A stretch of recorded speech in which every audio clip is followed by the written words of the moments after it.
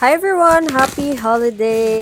So ayan, sobrang na-excite nga ako dito sa part na to dahil dumating na ang aking pinakahihintay na lagay na aking bags. Kasi nakalagay lang sa dust bag or eco bag yung aking mga bags. And syempre, since I wanted to look presentable, kaya nag-order ako netong acrylic boxes na in-order ko lang sa Shopee. Ayan, it's super easy to assemble. Even me na hindi ganun ka runong mag-assemble, nagawa ko naman. So, ayan, nilalagay ko lang ang aking mga bags dyan. Sobrang hilig talaga ako sa mga black bags. Ayan, gift yan sa akin ni Dre.